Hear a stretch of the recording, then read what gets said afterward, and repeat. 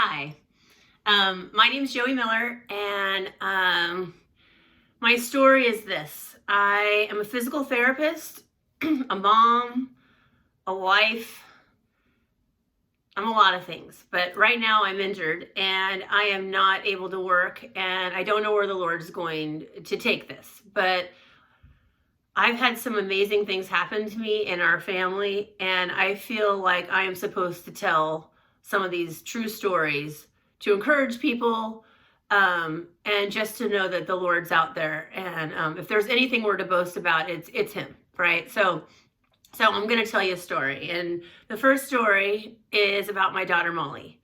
Molly is 18 years old now, off to college, but when she was born, we're from a family that loves sports. I mean, I played college tennis. My husband played college baseball. My dad was really into sports. I mean, everybody, sports. And so we really thought Molly's our first kid, and we're like, oh yeah, we really want an athlete. And, Molly is just this beautiful, artsy kind of kid right out of the chute. And but we're still, we're gung ho. We really want her to be an athletic kid.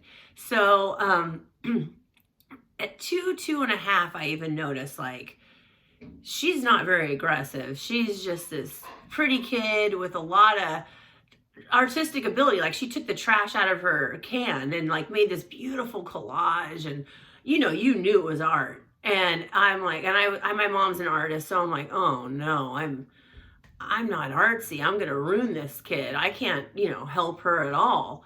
And my business is sports medicine. I've been from an athletic background. That's what I like. And my mom, I call my mom. I'm like, oh man, can you help me out? And she's like, oh, don't worry about it. Just give her space and let her create. Don't get in her way. Just let her create. So that's what I did.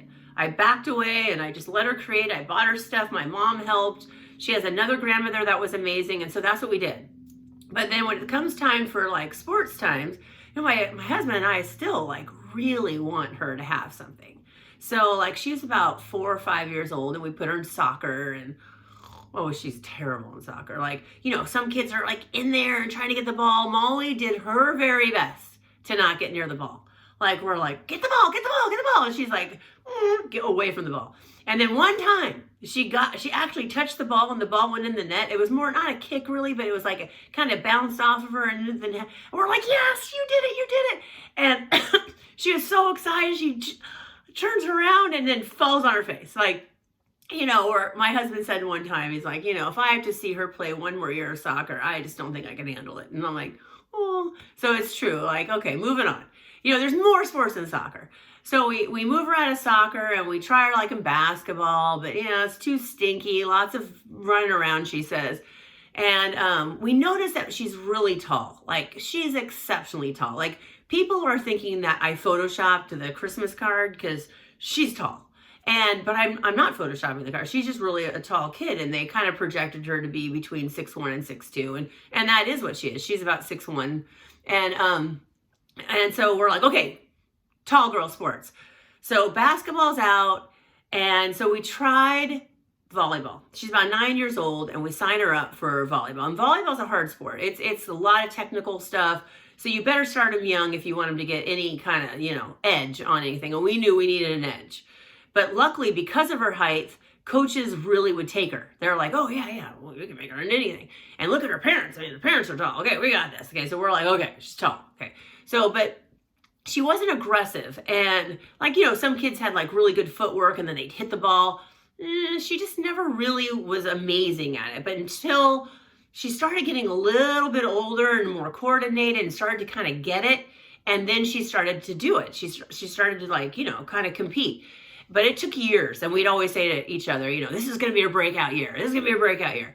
And, it's like, okay, come on, Molly. And Molly, God bless her. She really worked. I mean, she really tried, and she's a nice kid. She said, I'm never the star, but I'm kind of like the support staff. I'm like, okay, as long as you're happy with that, and that's fine. So she gets to 8th grade, and 8th grade's kind of that's a tough year, and she decides she's going for it.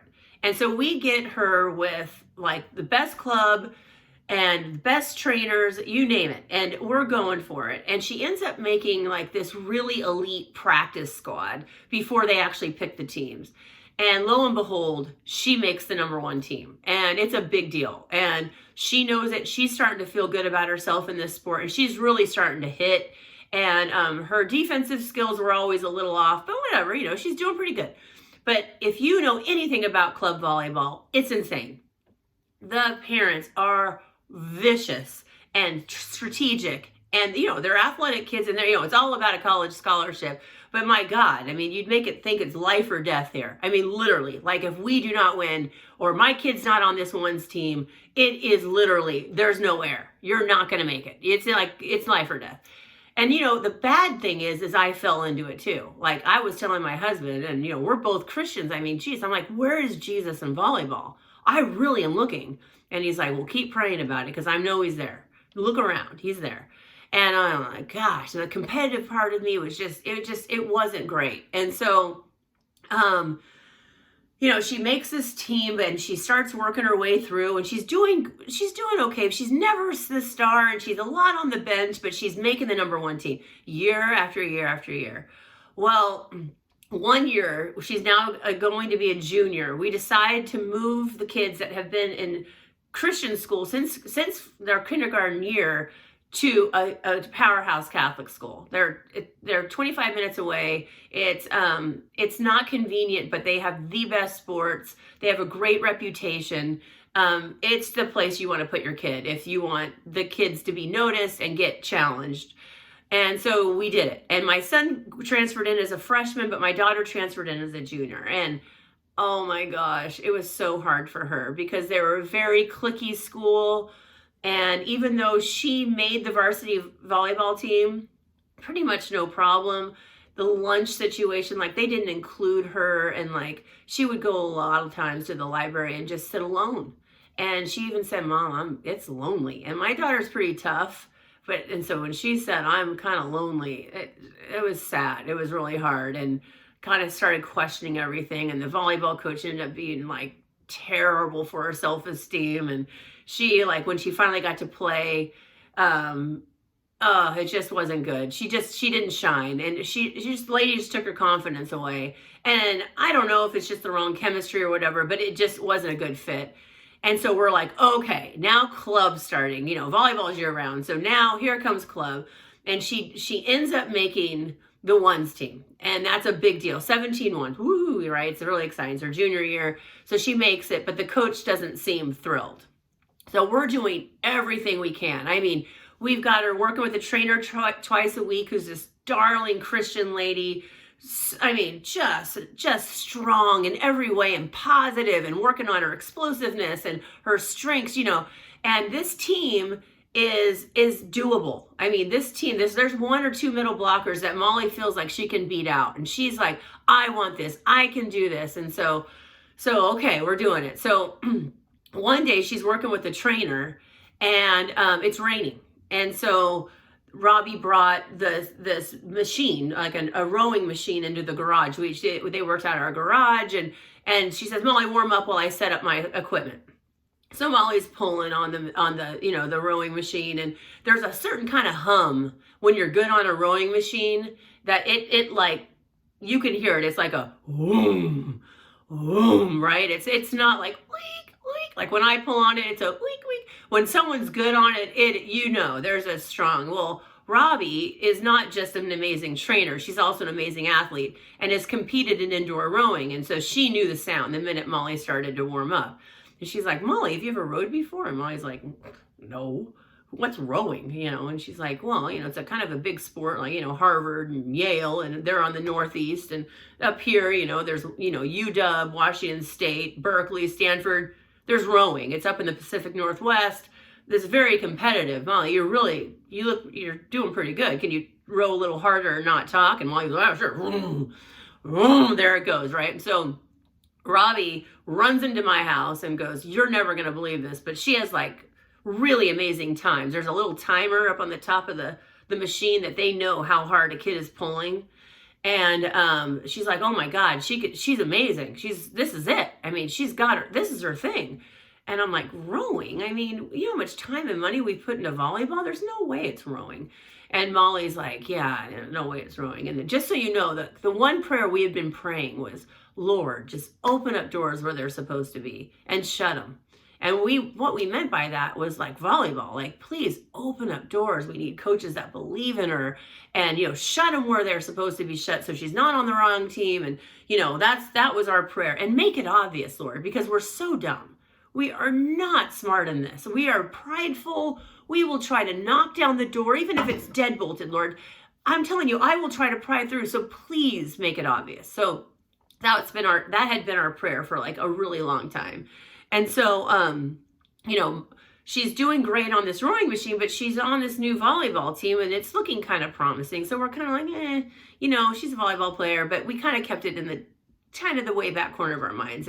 But in the meantime, we're praying these prayers because the guy's not really thrilled with her.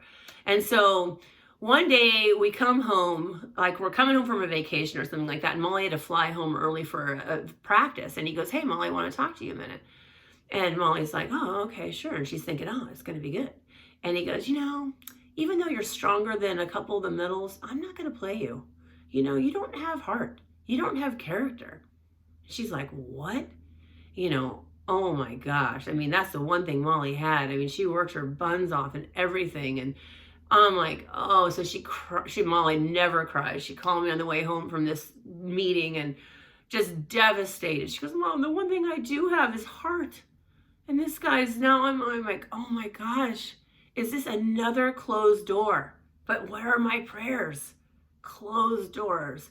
And so I'm like, Molly, I think you need to meet the rowing coach at your school. And this school was the only school in San Diego that had a rowing coach. The only school. I mean, nowhere else had a rowing team. And this coach just happened to be like, he'd been on the nationals team. He'd been in the Olympics. I mean, he's amazing. I mean, he's right in our backyard. And I'm like, Molly, you got to meet this guy. And she's like, no, I'm a volleyball player. I go, apparently you're on the bench. I mean, you might as well meet this guy. And whatever we've been praying, she's like, I know, okay. And so she's not happy about it. And she wakes up in the morning and she goes, all right, I'm going to go introduce myself. So that morning we're doing our little devotionals we would read in this little book, and Streams in the Desert, I believe. And there's one page in it that day on the devotional. It talked about this man that had been studying Emperor Moss. And the most unique thing about an emperor moth is its strength and its beauty. And it is like, if you ever see a picture of one, and I'll show you one at the end here, what they look like, they're kind of crazy looking. They got eyes and they're just powerful, but they have a very difficult time getting through the cocoon. It's a bottleneck cocoon, and they have to struggle and struggle and struggle to get through. And this guy was studying these moths because they're amazing. And there was one who was having a really hard time getting through. And all the other ones are getting through, but this one is day after day struggling to get through. And it's breaking the scientist's heart. I mean, he's like, oh man, this poor moth. So he thought, I'll just help it out a little bit. So he takes a little bit of scissors and he cuts it. And eventually, finally, that moth made it out. But it never made it. Within like I would say 20 to 30 minutes, it died. It was too weak and it was full of fluid. And the reason why they have to struggle so hard is that fluid has to come back through their wings and it pumps all the way through. And that's why they're so colorful. And he didn't allow that moth to struggle. And so that moth died and it didn't make it. And I'm just thinking, man, oh my gosh. And I just thought Molly has struggled so hard. And man, I'm telling you, if I could have cut her loose in volleyball, I would have. But the Lord didn't hand me scissors. And so we just watched this kid struggle and push and get stronger and all these things. So now Molly's off to school. I've read the devotional. I'm feeling that moth story is for us. I'm not really sure what it means, but I'm praying about it. And I'm still doing my open up doors thing. But I go, I'm going to be my usual Joey self. And I'm going to call that coach. I'm not trusting coaches at this point. And I'm like, you know what? If this guy's a weenie, I'm just going to put a kibosh to the whole thing. So I call the guy, I get his number, and oh my gosh, he's amazing. He's the sweetest man. He's in his 60s. He's been rowing forever. I tell him the story that Molly's, 6'1". She's on the volleyball team that, the number one team, but she's not on she just got pushed onto the bench again. And, supposedly she's pretty good at this erg thing because our trainer said, but we don't know anything. I mean, we don't know anything. So would you meet her? And he's like, oh, I'd love to meet her. Have her come over after school. And I go, yeah, she's planning on it. She's going to try to find you. So he's like, oh my gosh, that's awesome. So she calls me actually after school and says, my back's kind of hurting. And, I'm going to stick with volleyball. And I go, oh, no, you're not. That guy is waiting for you. He sounds like the nicest man on the earth. Just go introduce yourself to the guy. Just go over there. Just introduce yourself. She's like, oh, okay. Okay, fine. I'm just going to go shake his hand and I go, call me when you're done. Okay. And I was working. So I'm like, just go. And so she's gone and I'm like looking at the clock and okay, she's probably going to meet him around 3. And, I'm looking at the clock. It's 4 now. Nothing. No Molly. And Molly communicates pretty well with me. I'm like, where the heck is she? And, same patient. So I'm paying attention to them, but I keep looking at the clock. I'm like, where is she? And so 5 o'clock comes along and I'm like, okay, now where in the heck is she? Why isn't she calling me? And I'm like, oh man, what's going on? And then 6 o'clock comes around and I'm like, now my patient's gone. And I'm like, okay, I'm going to start to really have an anxiety attack here. And then about 6:10, Molly calls me. And I'm like, where the heck have you been? She's like, oh, I'm sorry, Mom.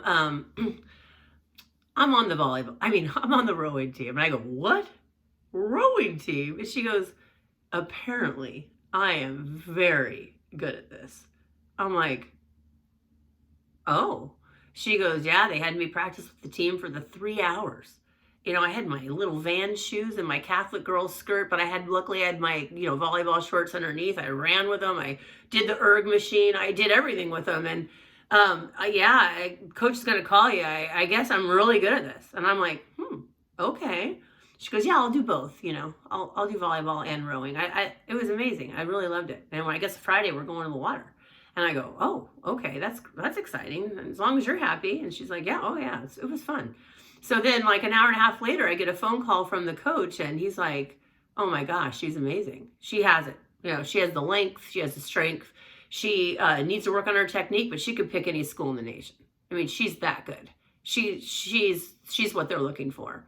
And you don't get a lot of kids like this, just natural. And she's just so strong. And, all this training in volleyball really must have paid off. And I thought about that moth. I thought about that moth that struggled, that worked so hard to get through. And she did it. She had something there. So, yeah. So, by Friday, she went on the water and she said, I'm giving up volleyball, Mom. I love this. I want to do this. And it has been an amazing ride. Like within weeks, they put you on this website with her height and her numbers, and colleges from all over the country were calling. And she just got the recognition that she deserved. And she's such a fighter, and I'm just so proud of her. And she ended up choosing Washington State University for millions of reasons. It was a Pac-12 D1 school, so it was going to be competitive. She goes, if I'm going to work this hard, I want to win.